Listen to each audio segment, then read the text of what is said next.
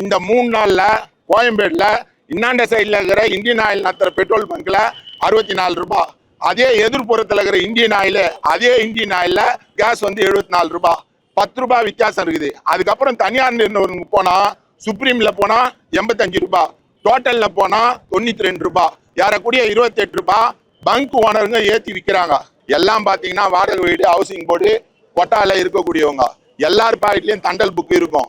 அப்போ டெய்லி கூலியை சம்பாதிக்கக்கூடிய இவங்களுக்கு முந்தானேத்து வந்து 15,000 ஆட்டோக்கள் இயங்க முடியல. இன்னைக்கு அது கூடிச்சுன்னு சொன்னா அந்த குடும்பங்கள் பட்டினி இருக்கும். இது இப்படியே தொடர்ந்துன்னா மக்கள் வந்து கொதித்து இருந்தாங்கன்னா அது எந்த அரசா இருந்தாலும் அதை வந்து பணிஞ்சாகணும். எஸ் பாலசுப்ரமணியம், தமிழ்நாடு ஆட்டோ தொழிலாளர் சம்மேளனத்தினுடைய மாநில செயல் தலைவர். இன்றைய தினம் சென்னையில 1,20,000 ஆட்டோக்கள் என்பது இயங்குது. அதுல 2014 எல்பிஜியா வந்து 40,000 ஆட்டோக்கள் என்பது மாற்றப்பட்டது. 2018 வரையுமே எல்பிஜி ஆட்டோக்களுக்கு ஃபில்லப் பாயிண்ட், பெட்ரோல் பங்க் பாயிண்ட்டுகள் என்பது இல்லை. அதை ஒட்டி பல போராட்டங்களை நடத்தி இருக்கிறோம்.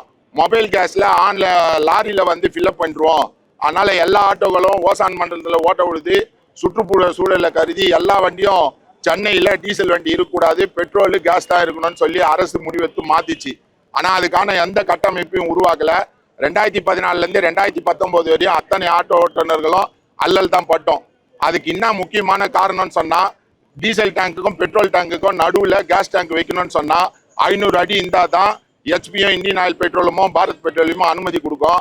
அப்படி வந்து பெட்ரோல் பங்குங்களில் 2 கிரவுண்டுக்கு மேலே இடம் கிடையாது. அதில் கேஸ் பாயிண்ட்டை புதைக்க முடியல. இந்த உண்மையை அரசு ஒத்துக்கல. தகவல் வாரிய உரிமை சட்டத்தில் வாங்கி தான் அரசு கிட்ட இதை சமர்ப்பிச்சோம். 89 பங்கு தான் சென்னை மாநகரத்தில் எல்லைக்குள்ள.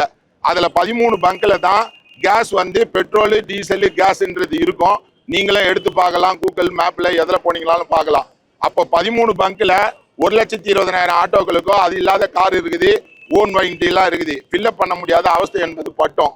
அதுக்கப்புறம் தான் அரசு வந்து அரை கிரவுண்ட்ல எல்பிஜி கேஸை வந்து தொடங்கிக்கலான்னு ஒரு சட்டத்தை மாற்றி, விதிமுறைகளை மாற்றி அரை கிரவுண்ட்ல எல்பிஜி ஃபில்லப் பண்ணுற பாயிண்ட் வந்தது. அது ஒரு 25 பாயிண்ட் வந்தது. இதை ஹெச்பிஓ மற்றவங்கள செய்யல, அரசு செய்யாத தனியார்கிட்ட கொடுத்தாங்க. 7 நிறுவனங்களுக்கு தனியார்கிட்ட அனுமதி கொடுத்தாங்க.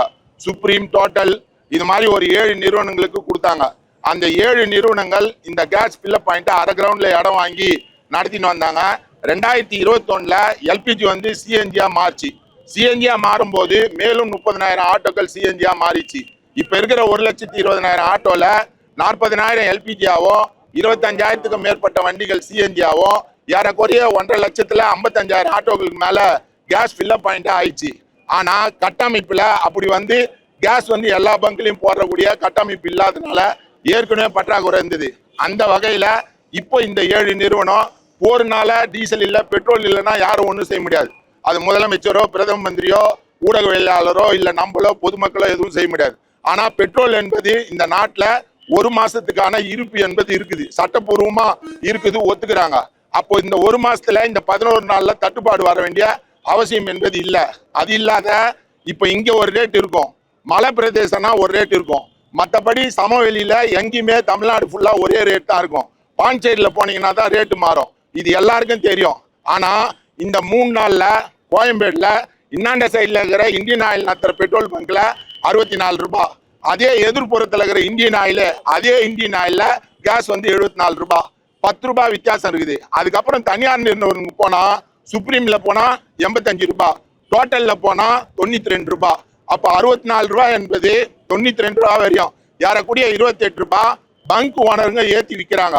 இதுக்கான புகார் அளிக்கணும்னு சொன்னா மெயில் ஐடி மட்டும்தான். அலுவலகத்துல போய் மனு கொடுக்க முடியாது. அதிகாரியை சந்திச்சு ஃப்ரீ நம்பர்ல போன் பண்ணி கம்ப்ளைண்ட் பண்ண முடியாது. பெட்ரோல் பங்க்ல கம்ப்ளைண்ட் போட முடியாது. போட்டாலும் நடவடிக்கை இல்லை. இந்த 3 நாளா இது மாதிரி பாதிக்கப்பட்டதுல 28 ரூபாய் கூட கொடுக்குறோம். ஆனா பெட்ரோல், டீசல், கேஸ் இருப்பு இருக்குது, போட முடியும். இதை அரசு கவனத்துக்கு எடுத்துன்னு போய் அரசு ரெகுலேட் பண்ணோம். தமிழக அரசு ரெகுலேட் பண்ணோம், மத்திய அரசு ரெகுலேட் பண்ணோம். இந்த ரெகுலேட் பண்ணாதனால பொதுமக்கள் அவளுக்குள்ளாகிறாங்க. ஒரு பெட்ரோல் பங்க்லயும் 200 பேர் இருக்கிறாங்க. ஒரு அத்தியாவசிய பொருள், இது ஏதோ ஆட்டோ டிரைவருக்கு சம்பந்தப்பட்டது இல்லை. விளிம்பு நிலையில இருக்கிற மக்களுக்கு இது ஆம்புலன்ஸ். இந்த வண்டி எல்லா தரப்பும் பயன்படுத்துவாங்க. இப்ப கார்ல பெட்ரோல் இல்லைன்னா கூட ஆட்டோல போவாங்க. அதனால பொதுவா பொது போக்குவரத்துக்கு சேவை செய்து வரக்கூடிய இந்த ஆட்டோக்கு அரசு உடனடியாக தலையிட்டு கேஸ் எரிபொருளை ஈஸியா கிடைக்கிறதுக்கான அத்தனை வேலைகளையும் செய்யணும் தான் இந்த ஆர்ப்பாட்டத்தினுடைய நோக்கம் அரசு உடனடியாக துரித போர்க்கால நடவடிக்கை எடுத்து அனைத்து வாகனங்களுக்கும் எளிமையா கேஸ் கிடைக்கணும்ன்றது தான் இந்த ஆர்ப்பாட்டத்தினுடைய நோக்கம் சார்.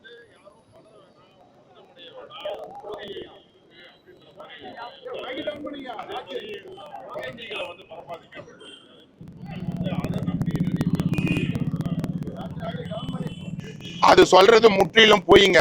அதாவது ஒவ்வொரு வீட்லயும் ஒரு கேஸ் இருக்குது, சிலிண்டர் கூட.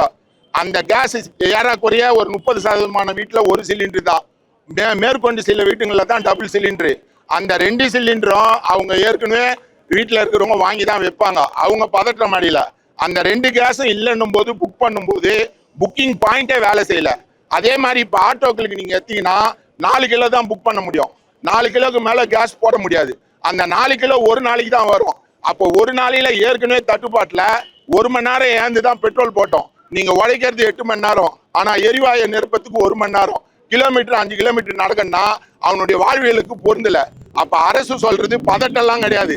இப்ப கிடைக்கிற ஏற்பாட்டு இந்த 2-3 நாள்ல ஆர்ப்பாட்டம் தலையீட்டுல இப்ப 200 பேருன்றது 150 பேர் பங்க் ஆயிருதுல. அப்ப அரசு தான் இந்த பிரச்சனைகளை நடவடிக்கை எடுக்கணுமே தவிர பதட்டம் ஆவறதெல்லாம் போய் பதட்டம்லாம் மக்கள் ஆகல. தன்னுடைய தேவைகள் அத்தியாவசிய தேவைகளுக்காக தான் மக்கள் போராடுறாங்க.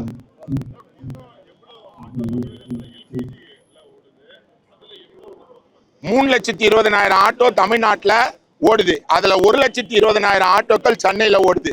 அதுல எல்பிஜி ஆட்டோ 40,000, சிஎன்ஜி ஆட்டோ 25,000. 65,000 போயிடுச்சுன்னு சொன்னா மிச்சம் 55,000 ஆட்டோ தான் டீசல் பெட்ரோல்.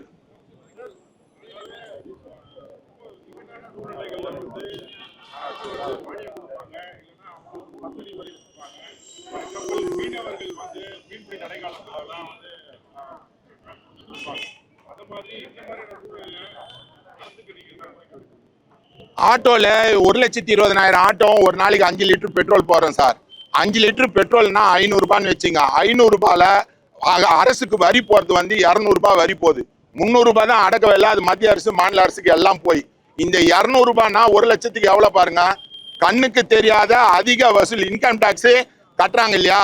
நாங்க வரி மூலியமா நாங்க ஓட்டுற ஆட்டோ மூலியமா கோடிக்கணக்கான லாபம் அரசுக்கு வருது. ஆனா அது உரிய வகையில நாங்க 20 ஆண்டுகளா கோரிக்கை வைக்கிறோம். 5 லிட்டர் பெட்ரோல் மானியத்துல கொடுங்க, உங்க வரி இல்லாத கொடுங்க, பொதுமக்களுக்கு சேவை செய்யறோம் அப்படின்னு சொல்றோம். ஆனா அரசு 20 வருஷமாக அதை கவனம் செலுத்தல. மீனவர்கள் போராடி அது கூட இப்பதான் அதுவும் கொடுப்பாங்க, நடுவில் நித்திடுவாங்க. இப்ப வந்து மீனவர்களுக்கு 30 லிட்டர் தராங்க. அதுலயும் படகுக்கு தான், பெரிய படகுங்களுக்கு கிடையாது. அதனால அரசு மானியத்துல இந்த எரிபொருள் தானே கொடுக்கணும். இதுல இவ்வளவு கோடி ரூபாய் லாபம் வரும்போது அதுல அந்த உழைப்பாளிக்கும் பொதுமக்களுக்கு சேவை செய்யறதுக்கும் ஏன் 5 லிட்டர் மானியத்துல கொடுக்க கூடாது? அதனால அரசு உடனடியாக இந்த நேரத்துல அதுல கருத்துல எடுத்து இந்த பெட்ரோல்ல மானியத்துல கொடுக்கணும். ஆமா